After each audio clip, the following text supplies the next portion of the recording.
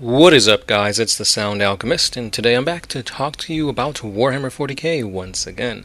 This time, I'm going to be giving you my overall views on 9th edition, because over the past weekend, we got together to play a 9th edition game based on the core rules. So in a way, this was kind of a watered down introduction to 9th edition, and overall, it's really fun. So let's dive into this video.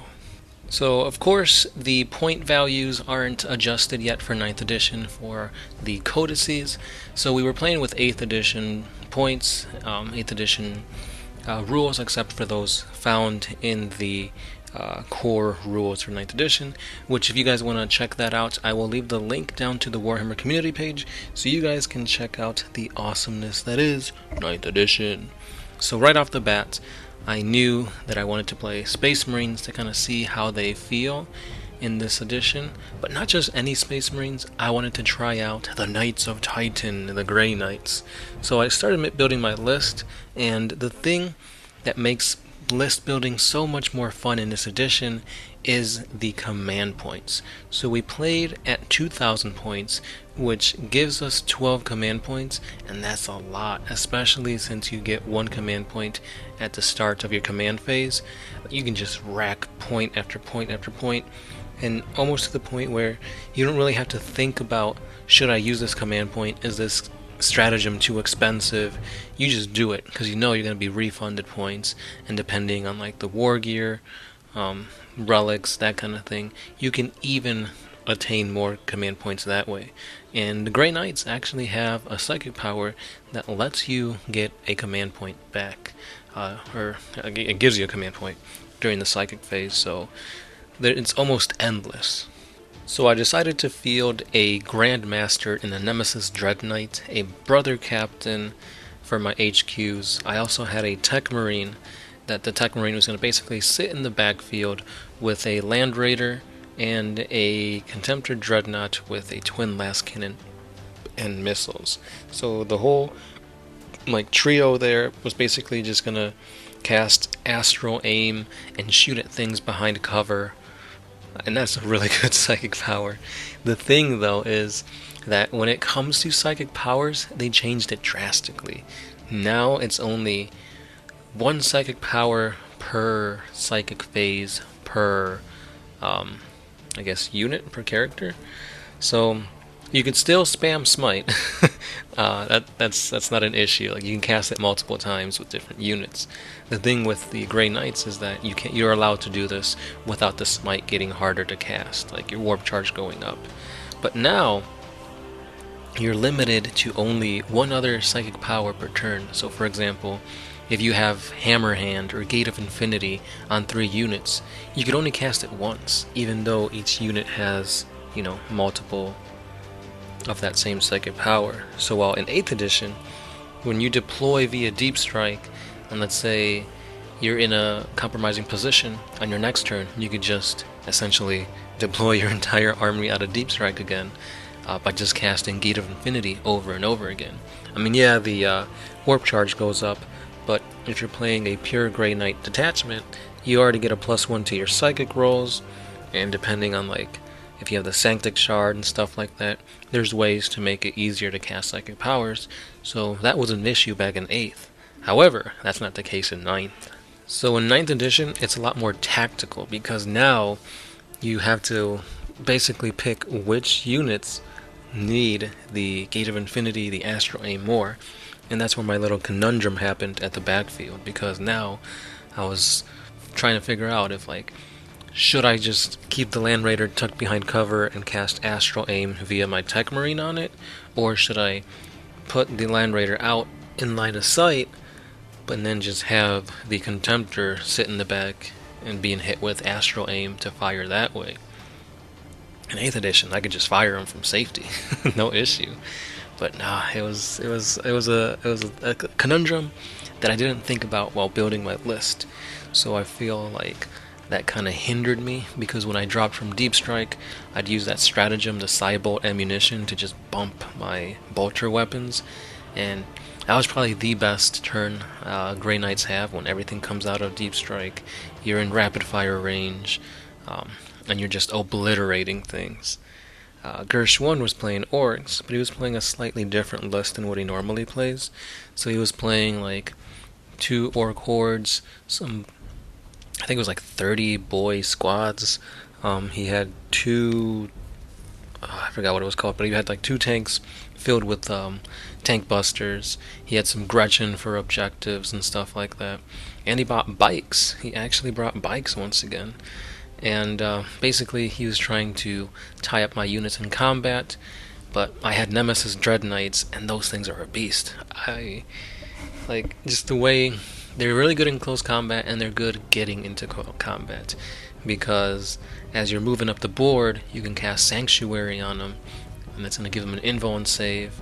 And not just that, but you can give them like a heavy silencer, or a Gatling silencer, a heavy side cannon, and that was going to be able to allow you to put out shots as you're moving up.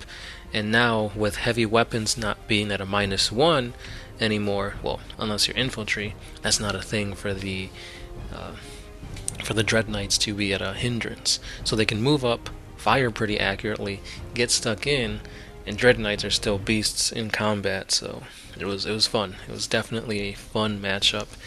9th edition, I think I was focusing too much on unit coherency because I didn't want to lose any models that way. But boy, oh boy, did Gershwin's orcs just wither away due to the morale. So when you fail morale, you don't just lose the number of models based on how much you failed by. You now have to take a separate check afterwards for every model in that surviving unit, and then you start taking them away as well. So he had like a squad of 30 boys. I killed like 15 or so, just to say. So now he's trying to pass that leadership test, you know, at a -15, and it's just like, if you're not rolling a 1 to like have like insane heroism or whatever, you're gonna take a lot of boys, because now you lose by that many, and then you have like, let's say 13 boys left in the squad.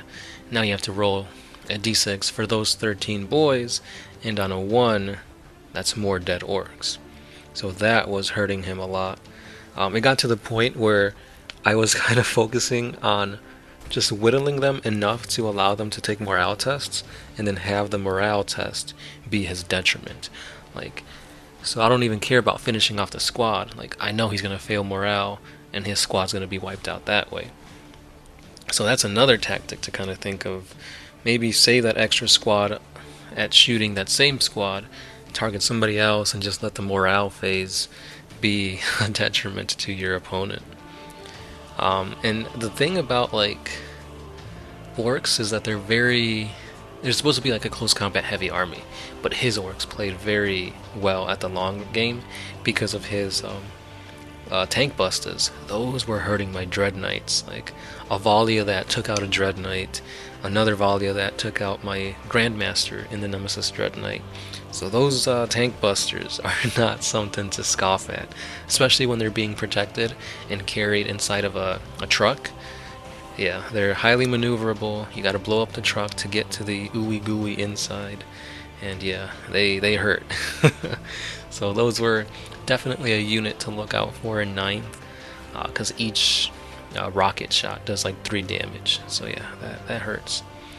But overall, I think 9th edition is a lot quicker, a lot more devastating. Like, you're gonna have piles and piles of dead models by the end of the game because of just the amount of carnage, the amounts of models falling to morale.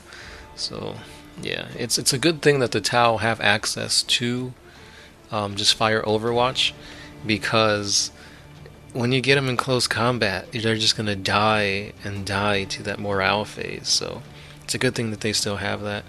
I never felt the incentive to fire during Overwatch. Like, I didn't want to spend that command point, because it's like, why? Like, I'm spending a command point, and not just that, but I'm going to hit on 6s. To me, it doesn't seem worth it. Like, I'd rather use that command point elsewhere with like the stratagems and stuff. and Psychic Awakening, Ritual of the Damned, gave the Grey Knights a bunch of great stratagems. So let's see what 9th edition brings to the Grey Knights. So far I'm loving them. Oh, I also tried out the new rules for the Storm Shields. Unfortunately, I tried them out against the Rockets. So if you don't know, Storm Shields now bring your armor save up by 1, but it gives you, instead of that 3+ invulnerable save, it now gives you a 4-up. So on a Terminator, he had a 1-up armor save and a 4-up invuln save, but a Rocket still brought the damage to a 4-up, so I didn't really get to see the benefit there. I was actually better off using 8th edition rules because a 3-up invuln would have been better, but that's just the way the cookie crumbles. So against low AP weapons, it works really good. Obviously, against like higher AP, you'll start to see a little bit of a difference there. So I think Storm Shields aren't as OP or as busted as originally thought. I don't know if it's an auto take. Again, obviously having a 1-up save is insane. So we'll see how that goes as we progress throughout 9th edition. His orcs seemed pretty good. The battle was very close. It seemed to sway back and forth. Unfortunately, the only mission in the core rulebook favored the orcs because they could take objectives and just sit on them and camp. And I was not playing the objectives. I was playing a lot more aggressive. I was actually trying to give myself the challenge of tabling the orcs, which I knew Terminators can dish out a lot of shots, and it almost ended up happening. But around turn 4, that's when too many of my units were falling to his orc tank busters, and at that point my elite units of Terminators and strike squads and stuff like that, they just couldn't make enough saves. Like, he was making me roll a lot of dice, and even though you have like a good amount of like armor saves with like Terminators and 3-ups and whatnot, eventually you're going to start rolling 1s. So at the end of the day, 9th edition is very fun. Again, this was watered down because we were just playing the primary objective, and in 9th edition you can actually take secondary objectives that you can pick and choose. So I might have been able to win because I killed a lot of his orcs, and there's a secondary objective that gives you points for every 10 models killed. I'm pretty sure I would have been up in points because there was like hordes of dead orcs. Boys are really easy to kill. So even though I technically lost this first game of 9th edition, we weren't using the entire rules since we don't have the core rulebook yet. We were just using the free rules. So yeah, I don't see this as a loss in my opinion.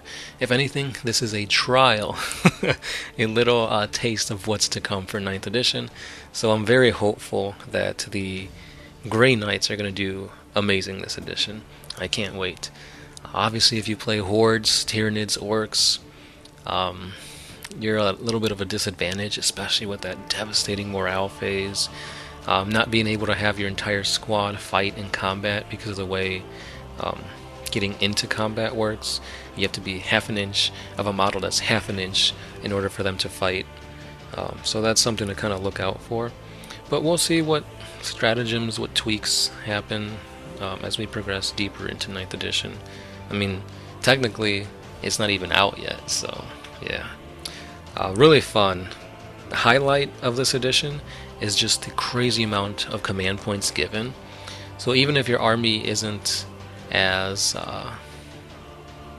strategically made, as long as you're bringing like a detachment, you're good. You have 12 command points. That gives you a lot of room to play around with, and it's fun. It's really fun. I recommend you guys try out the core rules. Again, they're down in the description so you guys can download them and play for yourselves. But once the actual official rulebook comes out, we'll see all the benefits of 9th edition. And yeah, that's all I got for today. Let me know your thoughts below if you've played some 8th or some 9th edition games. If you've seen other YouTubers play 9th edition, what did you like about that? What didn't you like? And yeah, we'll see you down in the comments. As always, this has been the Sound Alchemist, part of One Mind Syndicate, and I'll be catching you guys in the next one. Peace.